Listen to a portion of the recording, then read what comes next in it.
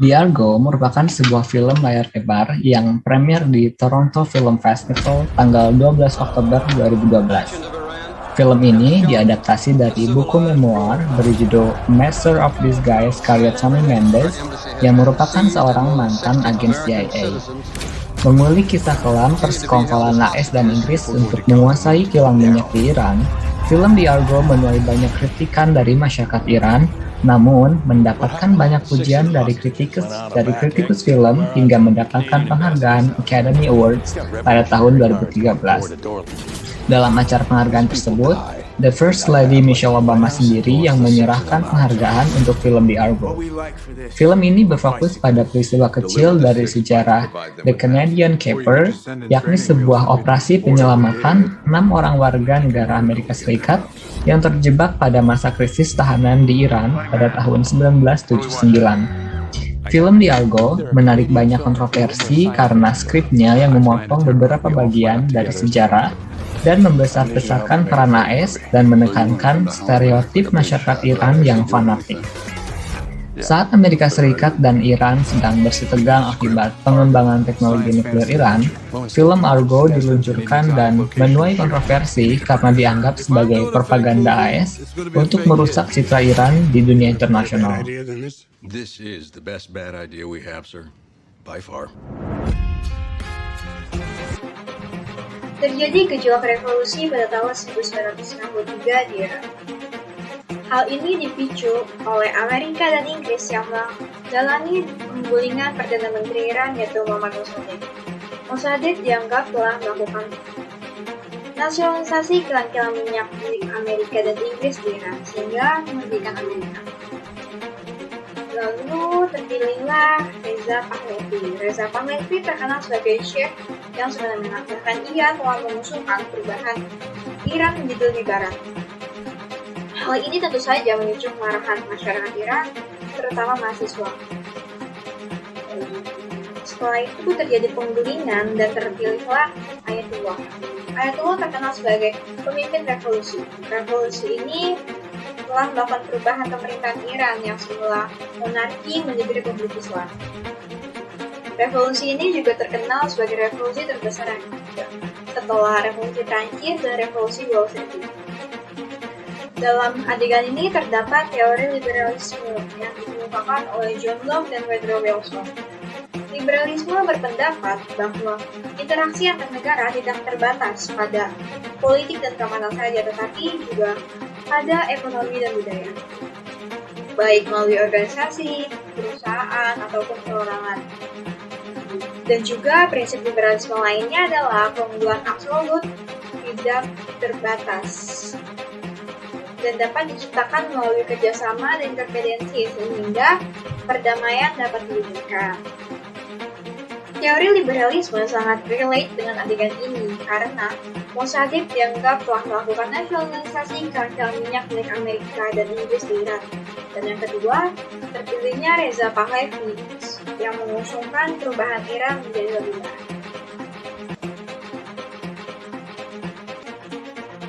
Di mana rakyat Iran berlalu lalang di sebuah jalan yang dimana jalan tersebut dilukis dengan bendera Amerika Serikat, serta berita-berita yang disampaikan seakan-akan Amerika memperburuk keadaan Iran karena adanya kepemimpinan dari Pahlavi.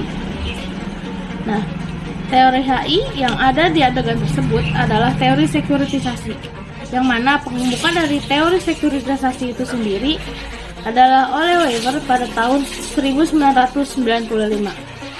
dan kemudian dikembangkan lebih lanjut oleh mazhab Copenhagen atau Copenhagen School. Nah, teori sekuritisasi ini memuat tentang sebuah ancaman yang dibentuk oleh aktor yang mempunyai kepentingan untuk mengkonstruksi opini publik mengenai apa yang pantas disebut sebagai ancaman.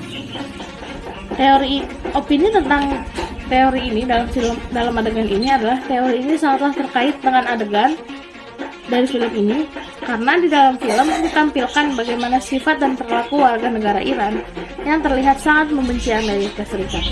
Hal ini dikarenakan para pemimpin revolusi meyakinkan masyarakat untuk memprotes atau melakukan demonstrasi keduta besar Amerika karena pada saat kepemimpinan Pahlavi banyak sekali warga yang terbunuh, termasuk perempuan dan anak-anak.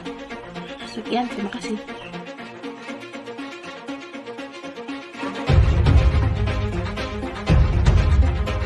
Adegan berikutnya adalah adegan di mana rakyat Iran berbondong-bondong merusak sekaligus menyerang gedung kedutaan Amerika Serikat di Iran.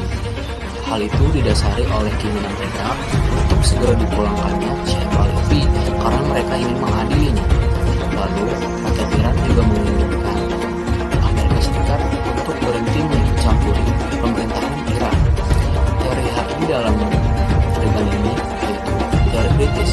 Teori ini dipelopori oleh Herbert Marcuse, Theodor Adorno, Max Horkheimer, Walter Benjamin, dan Erich Moore.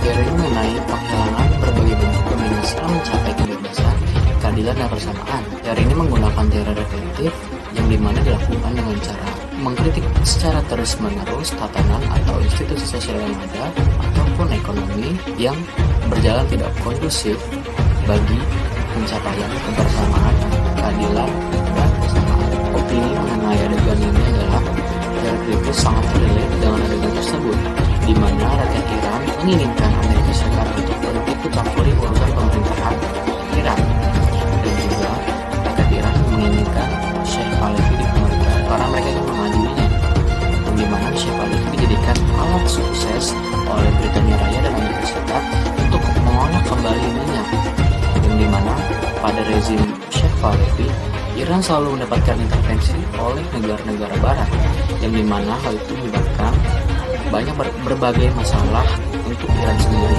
seperti kelaparan.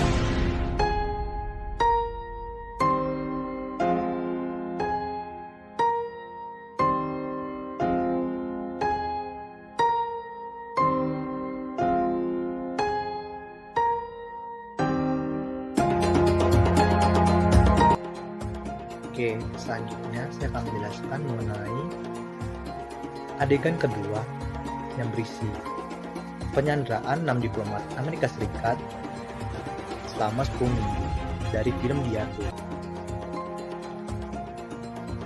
Dari film tersebut dan dari adegan tersebut, kami menemukan bahwa adanya suatu teori hubungan personal yang terdapat di dalamnya, yaitu teori realisme. Dari teori realisme tersebut juga berasal dari tulisan-tulisan Niccolo Machiavelli dan Thomas More. Tony Mendes yang melakukan operasi penyelamatan 6 diplomat AS dan berhasil lolos disembunyikan di kedutaan besar Kanada. Termasuk ke dalam teori liberalisme pengemuka yaitu John Locke Woodrow Wilson. Teori liberalisme ini berpendapat bahwa interaksi antar negara tidak terbatas pada politik keamanan atau politik tinggi, tetapi juga ekonomi budaya atau disebut dengan politik rendah lewat perusahaan, organisasi, atau perorangan. Prinsip liberalisme lainnya adalah keunggulan absolut dapat dibentuk melalui kerjasama dan interdependensi, dan perdamaian pun dapat diciptakan. Opini tentang teori ini sangatlah terkait dengan adegan karena di dalam film hanya kedutaan Kanada lah yang mau menerima 6 perwakilan kedutaan besar Amerika Serikat yang berhasil lolos karena pada saat itu sedang ada operasi kerjasama antara CIA dan pemerintahan Kanada. Dapat disimpulkan bahwa film Argo ini merupakan film yang dapat menambah wawasan kita terkait ilmu hubungan internasional. Sisi edukasi dalam film ini dapat terlihat dari pemilihan tema yang sangat sensitif tentang kejadian nyata politik luar negeri Amerika dan Iran. Film Argo ini dapat diinterpretasikan baik secara ideal maupun realistis. Secara ideal, film ini dapat diinterpretasikan sebagai film dokumenter semu yang menceritakan hal-hal yang apa adanya dan didukung oleh beberapa akting brilian dan naskah yang hebat. Lalu, secara realistis, Argo dapat ditafsirkan sebagai film yang menceritakan kisah dari perspektif yang sangat Amerika dan sangat mengagungkan organisasi intelijennya, yaitu CIA. Berdasarkan hasil analisis yang kelompok kami dapatkan, terlihat bahwa sebagian besar adegan film tersebut lebih banyak merujuk terhadap teori arus utama dan beberapa teori alternatif, yaitu teori sekuritisasi. Hal ini karena latar waktu dalam film adalah saat terjadi Perang Dingin, dan isu yang diangkat berasal dari kisah nyata penggulingan PM Iran oleh Amerika Serikat yang memicu demonstrasi pengepungan kedutaan besar Amerika Serikat di Iran. Film ini sangat menonjolkan sisi realisme tentang struggle for power dan intervensi asing untuk pemenuhan kepentingan nasional.